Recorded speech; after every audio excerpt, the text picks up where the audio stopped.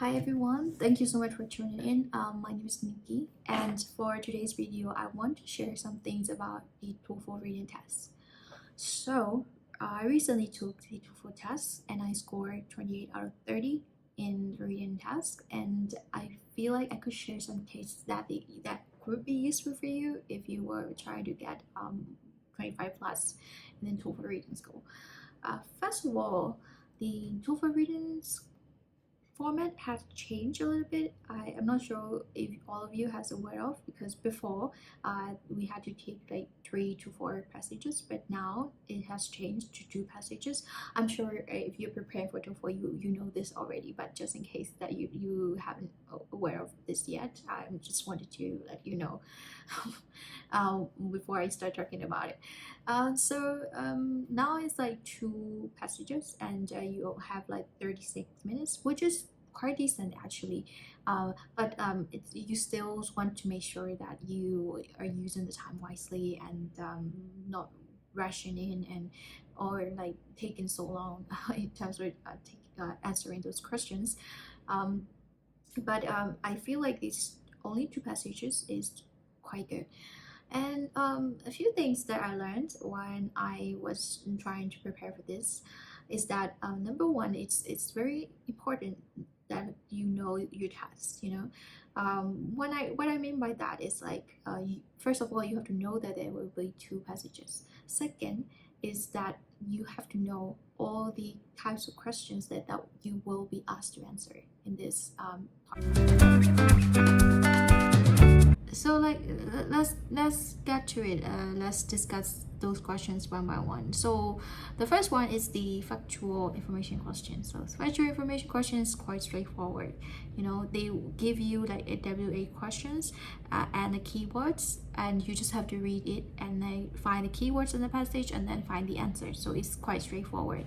But what is not that straightforward is something that is opposite to factual information, that is called negative factual information. So the negative factual information, you have to find the answer that is not in the passage, or that contradicts to the information provided in the passage. So it can get kind of tricky, because all the question types you answer, you have to find the answer that you can find in the passage. But this negative factual, you have to do the opposite. So it can kind of get a little bit tricky, and it's one of the questions that you have to be very careful about.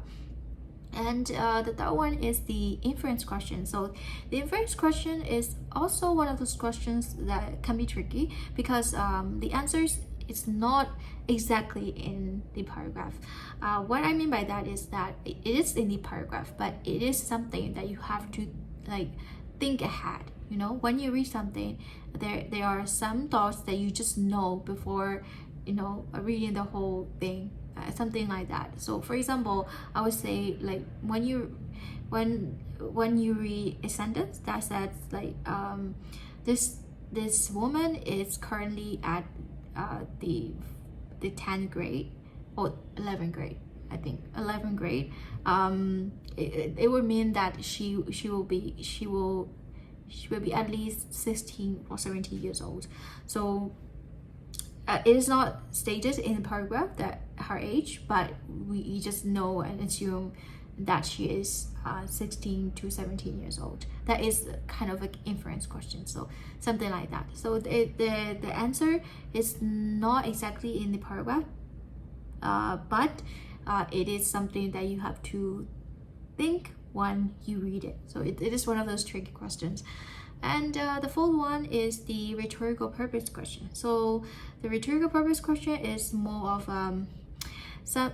questions that makes you think about what the author is thinking when he writes this paragraph.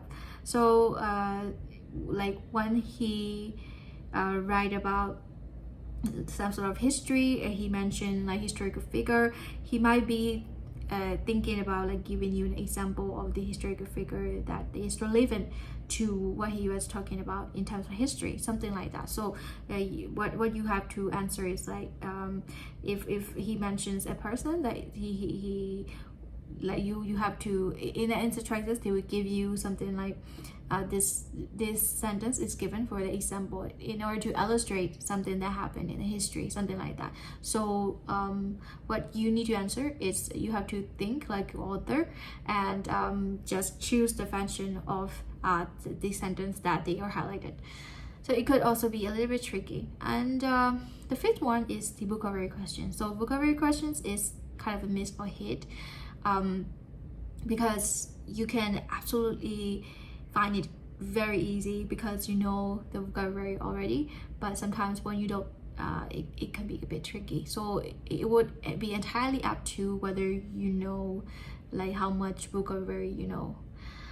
So yeah, so it could be easy. And the sixth one is the sentence simplification questions. So sentence simplification questions is like you're given a sentence which is often a complicated sentence with complicated grammatical structure, and you have to completely understand it, and then you have to choose an answer choice which is a rewrite of that sentence in different grammatical format, but has the exact same meaning of that given sentence. So it can be also like a bit tricky if you don't know like the grammatical structure of the given sentence, but it can be done if you practice reading more and more. It could get easy, so don't worry about it.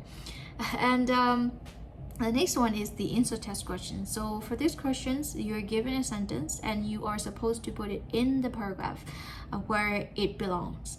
So it's usually it's a sentence that is not already in the paragraph, so it is an extra sentence, but when you put it in, it shouldn't change the information in the paragraph itself.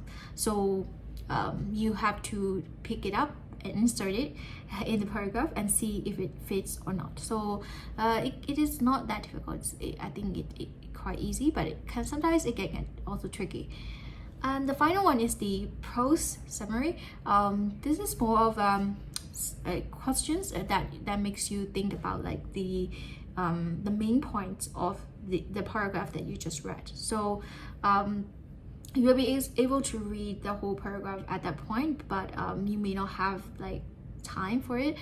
So sometimes you have to rely on your memory, like on all the questions you answers, and like that some of the main parts that you remember, that will be the answer to this question. So for this question type, you have to choose 3 answer choices, and if you get true right, you still get a point, but if you get like only 1 right, then you won't have a point. So for this part, it's because of the fact that you have to choose three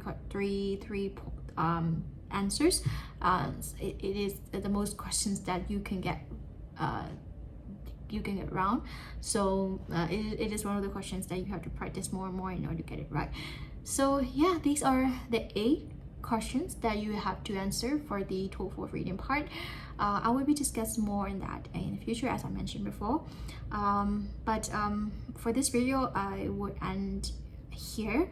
And if you have any questions or any concerns or any judgment about the video that I'm making right now, you can just tell me and make a comment.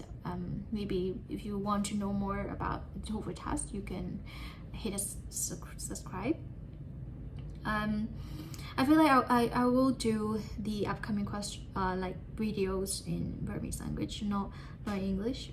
Now it's like, I don't know, I feel a bit awkward speaking in Burmese. Not that I don't want to speak in Burmese, no, it sounds really obnoxious. No, it's not like that. It's just that I don't feel so comfortable talking to the camera at this very moment, and it just comes out of me, the English words, so I just go with it. But if you have any questions, anything you want to say to me, you can just write a comment and I will answer them. So thank you so much for tuning in for today, and I will see you next time. Okay, bye.